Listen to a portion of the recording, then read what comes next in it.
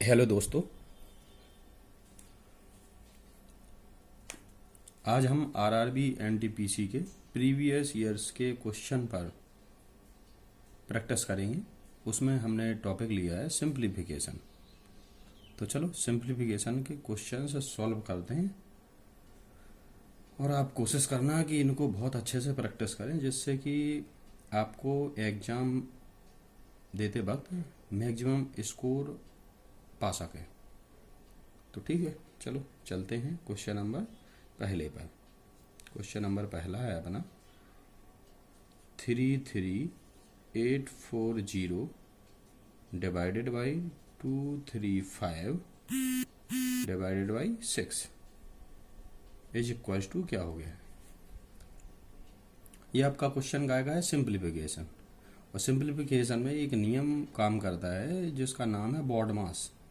Baud मास आपने अगर आप जानते हो तो बॉड मास अगर आप लिखते हैं तो इसमें B for bracket, O for of, D for divide, M for multiply, A for addition और S फॉर सब्ट्रैक्शन। यानी कि सबसे पहले आप कोष्टक सॉल्व करेंगे, उसके बाद आप का सॉल्व करेंगे, उसके बाद भाग, उसके बाद गुणा, उसके बाद प्लस और उसके बाद माइनस।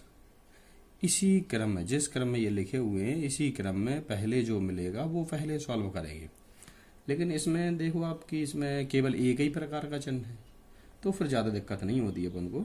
जब एक ही लगातार आपके भाग दे रखे हों तो उसको सॉल्व कैसे करते हैं वो देखते हैं। पहले अपन जो पहली संख्या लिखी हुई है उसको लिखते हैं। भाग का मतलब होता है बटे, तो बटे का चिन्ह लगाएं और उसके नीचे आगे जो जिससे आप भाग दे रहे हैं वो नीचे लिखते हैं 235। फिर अगर दोबारा भाग मिलता है तो आपको फिर बटे लगाने की ज़रूरत नहीं है, बटे पहले से लगा हुआ है, तो बटे के नीचे ही लिखना होता है, तो नीचे लिखोगे, गुणा का चिन्ह लगाते हुए 6 लिख दोगे। अब इसको अपन डिवाइड करेंगे, तो चलो डिवाइड करते हैं। पहले एक काम करते हैं, 5 से डिवाइड कर लेते हैं। 5 चौके 20, 5 सत्ते 35, ये करो 5 छक 30, 5 सत्ते 35 और 5 छक 30 और 5 अट्ठे 40। अब फिर अपन डिवाइड कैसे 6 से कर देते हैं।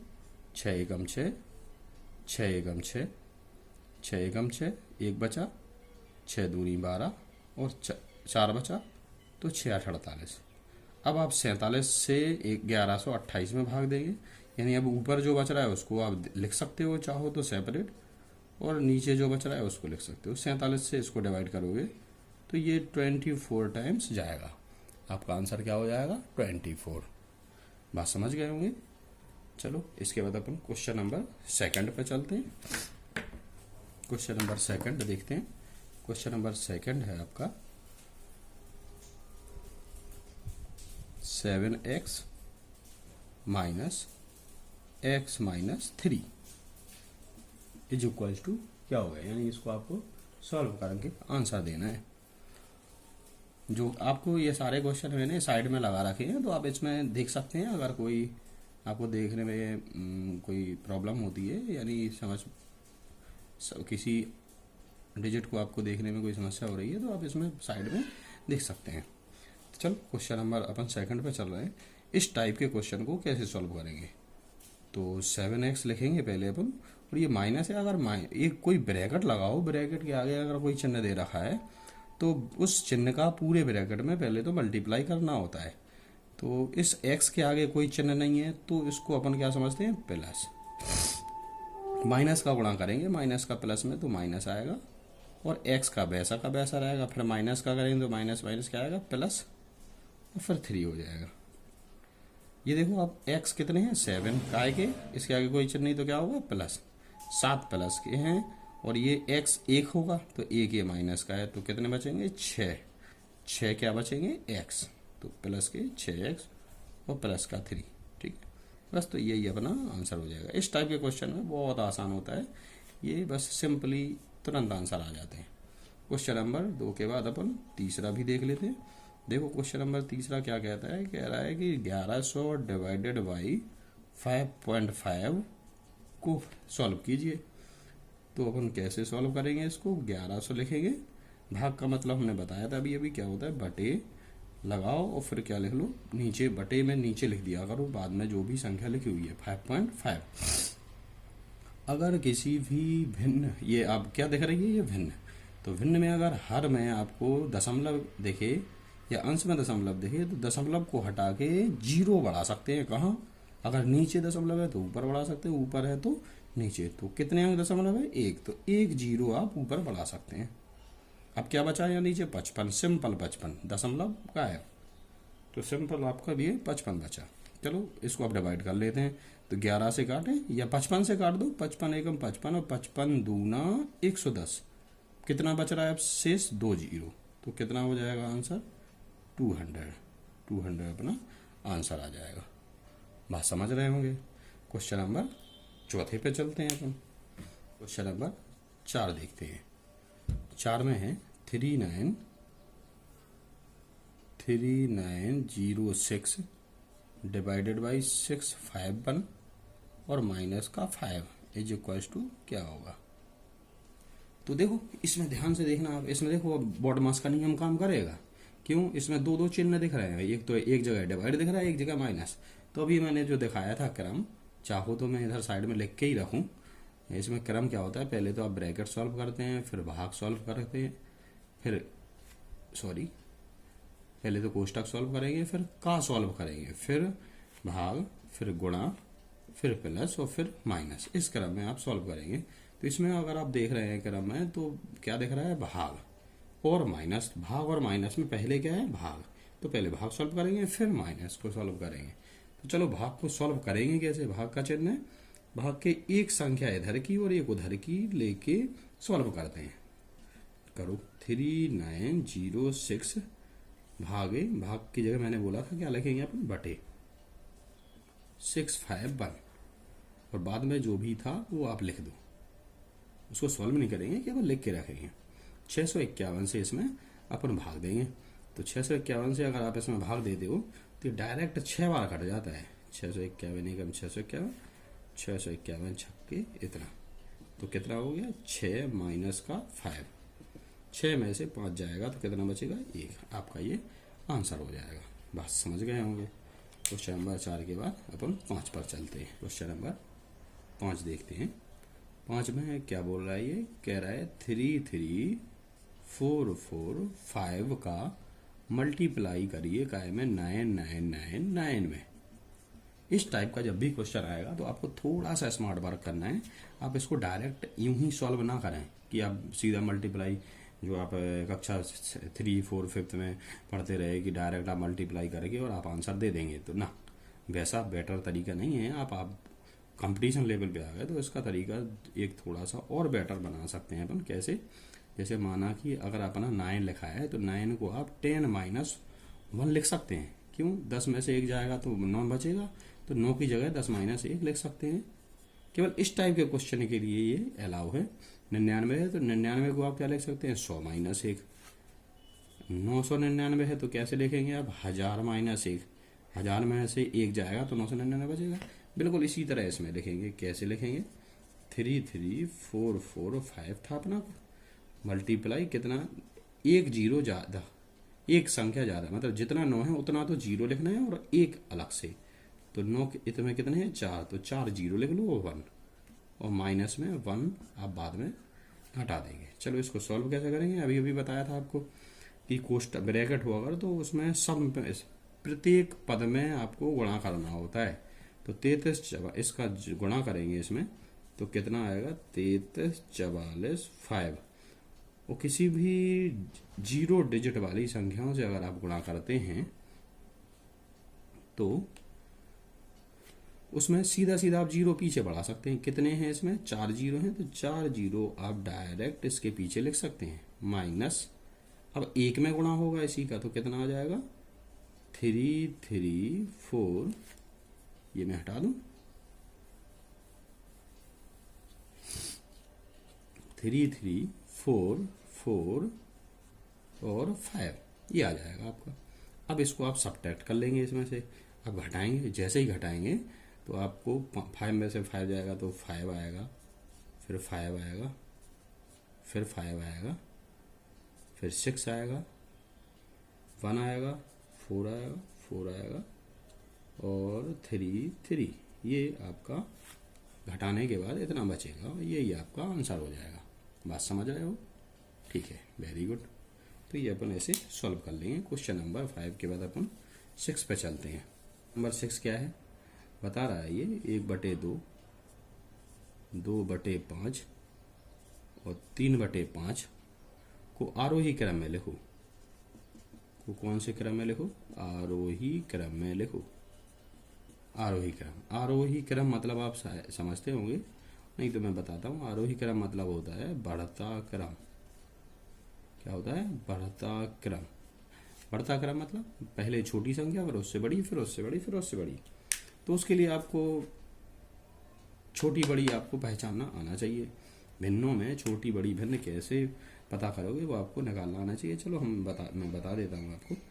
अगर आपके हर समान हो, अगर आपकी भिन्नों में हर समान हो, तो केवल आप अंश को देखकर बता सकते हैं कौन छोटी कौन बड़ी। कैसे? जो जिसका अंश बड़ा होगा तो वो बड़ी, और जिसके छोटा होगा तो छोटी। कब? जब हर समान हो। लेकिन इसमें सारे हर समान तो नहीं है, तो जिनको चेक करना पड़े आपको और हर समान ना हो, तो वो आप ऐसे चेक कर सकते हैं। जैसे अपन ने देखा 1/2, 2/5 को, तो 5 का मल्टीप्लाई इसके हर का इसके अंश में, और इसके हर का इसके अंश में गुणा करेंगे तो 5 एकम कितना आएगा? 5, और 2 का गुणा 2 में तो कितना आएगा? 4। अब देखो आप, तो इसमें इसका कितना, इसके ऊपर कितना लिखा है? 4, इसके ऊपर कितना लिखा है? 5। 4 छोटी होगी और 5 बड़ी, तो 4 मतलब 2/5 छोटी और 1/2 बड़ी। बात समझ गए होगे? तो ऐसे आप चेक कर सकते हैं। चलो, तो आरोही क्रम को अपन रखेंगे कैसे, मतलब इनको क्रम में लगाएंगे कैसे? तो पहले तो ये देखा करो भिन्न है कितनी है? 3 है, तो 3 सीट आप इनके लिए डाल सकते हो। 3 सीटें आप डाल दो। आरोही क्रम मतलब होता है बढ़ता। बढ़ते का मतलब है कि पहले सबसे छोटी भिन्न आएगी और सबसे लास्ट में कौन सी आएगी? सबसे बड़ी भिन्न आएगी। तो एक काम करते हैं, पहले सबसे छोटी, इनमें सबसे छोटी भिन्न पता कर लेते हैं। ठीक है, तो चलो करते हैं पता। तो पहले अपन 2 भिन्नों को देखेंगे। तो इन दोनों को तो अभी अभी अपन ने देखा, तो देखो इसमें दोनों में अपन को क्या पता करना है? पहले छोटी, सबसे छोटी जो है वो निकाल लेंगे। तो इन दोनों में से तो अपन ने पहले पता कर लिया कि कौन सी है छोटी, 2/5। अब 2/5 को जो बची हुई भिन्न है उसके साथ चेक करेंगे, यानी 2/5 और कौन सी? 3/5। उनमें देखो कौन सी छोटी है। तो 2/5 और 3/5, इनमें तो देखो हर समान है। हर समान है तो अंश को देख के बता सकते हैं। तो अंश को देखोगे तो 2 छोटा है और 3 बड़ा, तो यानी सबसे छोटी कौन सी हो जाएगी? 2/5। इसके बाद बचती हैं 1/2 और 3/5। 1/2 और 3/5, इन दोनों को देखें। अब देखना इनमें 2, अब सीटें कितनी बची? 2। क्रम कौन सा लगाना है? आरोही क्रम। तो पहले छोटी फिर बड़ी आएगी, तो यानी यहाँ दूसरे नंबर पे छोटी और तीसरे पे बड़ी। तो यानी कि 2 जो बची हुई हैं, कौन सी बची हुई हैं अपने पास? कौन कौन सी बची हुई हैं? 1/2 और 3/5। इनमें जो छोटी होगी वो यहाँ रखेंगे और जो बची हुई यहाँ रख देंगे। 5 एकम 5 और 3 एकम, इनको देखो मल्टीप्लाई करके देखोगे, 5 एकम 5 और 2 3 6, देखो 5 वाली छोटी, यानी 1/2 छोटी और 3/5 वाली बड़ी, ऐसे दिखा देंगे। ठीक है, बात समझ गए होंगे आप? तो ये ऐसे सॉल्व कर सकते हैं, यानी इसका आरोही क्रम ये हो जाएगा कि पहले 2/5, फिर 1/2 और फिर 3/5 आएगी। ठीक है, तो आगे चलते हैं क्वेश्चन नंबर 7 पर। चलो क्वेश्चन 7 देखते हैं अपन। 7 क्या कह रहा है? कह रहा है कि k का मान -3 है, m का मान 1 है और n का मान -4 है। तो आप 3k + 2m upon 2n - 3k का मान बताइए। इसको सॉल्व कैसे करेंगे अपन? सिंपल, देखो कोई भी एक संख्या, एक अक्षर हो या फिर 2 अक्षर हो, उनके बीच में हमेशा गुणा का चिन्ह होता है। तो यानी इनको देखें तो एक संख्या एक अक्षर है, इनके बीच में गुणा होगा, इनके बीच में गुणा होगा। ये 2m है, इनके बीच में काय का चिन्ह होगा? गुणा का। और बाकी इनके बीच में तो लगा ही हुआ प्लस है। तो 3 × k, k कितना है? -3। तो 3 का -3 में मल्टीप्लाई करो, तो माइनस का तो माइनस आ जाएगा और 3 3 का कितना हो जाएगा? 9। अब उसके बाद 2m, m कहाँ है? 1, तो m मतलब 1, 2 एकम 2, यानी प्लस का 2 अपॉन 2n। 2n, n कितना है -4, तो माइनस का तो माइनस लगाओगे और 4 दूनी कितना हो जाएगा 8, -3 के कितना है -3, और माइनस इसमें भी लगा था और माइनस का 3 और आएगा, तो माइनस माइनस क्या हो जाएगा +3 3 का 9। ऊपर कितना बचा -9 और +2 कितना बचेगा -7, नीचे -8 और +9 मतलब कितना बचेगा 1। 1 का किसी भी संख्या में आप भाग दोगे तो वही का वही आता है, मतलब ऊपर क्या है -7, तो -7 आंसर हो जाएगा। बात समझ रहे होंगे। क्वेश्चन नंबर 8 पर चलते हैं। x - 3 = 3x - 7। इसमें देखो ये इस प्रकार के जो क्वेश्चंस हैं वो सिंप्लीफिकेशन में भी डाल देते हैं, कभी कभी बीजगणित में भी डाल सकते हैं, डले हुए आते हैं, बीजगणित के नाम पे भी सॉल्व कर सकते हो, सिंप्लीफिकेशन पे भी सॉल्व कर सकते हो। वैसे एक्चुअल में हैं बीजगणित के, लेकिन हैं सिंपल, तो सिंप्लीफिकेशन में डाल के सॉल्व करवा देते हैं। तो इसको क्या है, केवल पक्षांतर का नियम लगाना होता है। इसमें क्या लगाना होता है, पक्षांतर का नियम। पक्षांतर के नियम में है क्या, पक्षांतर नियम लगता कब है, जब बराबर का चिन्ह हो। सब सवाल में बराबर का चिन्ह हो तो पक्षांतर का नियम लगा सकते हैं। एक तरफ पक्षांतर के नियम में कहता क्या है कि एक तरफ अगर प्लस है तो बराबर के उधर अगर उसको भेजेंगे तो वो माइनस में हो जाएगी संख्या, अगर माइनस में है तो प्लस में हो जाएगी, प्लस है तो माइनस और माइनस है तो प्लस, बराबर के उधर जाने पे या इधर आने पे। और बराबर के अगर एक तरफ गुणा है तो दूसरी तरफ भाग हो जाएगा, और भाग है तो गुणा हो जाएगा। समझ रहे हो, तो बस यही नियम कहता है। तो देखो इसमें अपन सॉल्व करते हैं। इसके आगे कोई चिन्ह नहीं तो क्या होगा प्लस, और 3x के आगे भी कोई चिन्ह नहीं तो क्या होगा प्लस। इसमें एक तरफ अक्षर और दूसरी तरफ अंक कर लेते हैं। प्लस का x है, x इधर ही ले आओ, तो प्लस के 3 थे तो काय में आएंगे माइनस का 3x, बराबर लगा था, उधर क्या बचा -7, और ये -3 उधर जाएगा तो काय में जाएगा +3। सॉल्व कर लो इन्हें, प्लस का 1x और -3x, तो कितना बचेगा -2x बराबर -7 और +3 मतलब -4 बचेगा। देखो माइनस से माइनस अपन हटा सकते हैं अगर एक एक संख्याएं दोनों तरफ बची हो तो, 2 3 हो तो नहीं हटा सकते आप। जैसे यहाँ था, यहाँ नहीं हटा सकते थे आप, यहाँ हटा सकते, एक एक बचा, एक इधर चीज है एक उधर है तो आप हटा सकते हैं। देखो बचा हुआ 2 का भाग दोगे आप इसमें, ये क्यों, क्योंकि इनके बीच में क्या होगा गुणा का चिन्ह, गुणा वाली संख्या गायब हो जाएगी भाग में। 4/2, 2 दूना 4, यानी x बराबर कितना आ गया 2, यानी आंसर क्या हो जाएगा 2। क्वेश्चन नंबर 8 के बाद क्वेश्चन नंबर अपन 9 पे चलते। 9 क्या कह रहा है, कह रहा है कि y² + y बराबर 12 हो तो आप y का मान बताइए, तो आप y का मान बताइए। चलो सॉल्व करते हैं अपन इसको, बड़ी आसानी से सॉल्व कर लेंगे। और आसान तरीका इसका है कि आप इसको ऑप्शन से सॉल्व करें। ऑप्शन क्या है वो हम आपको साइड में दे देते हैं, इसमें हैं जबकि इसमें लिखे हुए हैं हमने। तो इसमें देखो ऑप्शन क्या है, पहले ए ऑप्शन है 2, बी ऑप्शन है -1, सी ऑप्शन है 4, डी ऑप्शन है 3। ठीक है, इनमें जो सही होगा वो अपन देख लेंगे। तो इसको अपन चेक करेंगे, ऑप्शन चेक कैसे करेंगे वो देख लेते हैं। इसने पूछा y का मान बताइए, तो इसका मतलब है कि जो आंसर में वैल्यू है वो काय का मान है, y का मान होगी। इन 4 में से कोई एक होगा, बाकी 3 गलत होंगे। तो कौन सा एक होगा वो अपन चेक करेंगे। कैसे करेंगे, जो अपन को एक समीकरण दे रखा है उस समीकरण में अपन जहां बराबर का चिन्ह है उस बराबर के चिन्ह पे अपन एक बॉर्डर लाइन बना लेंगे।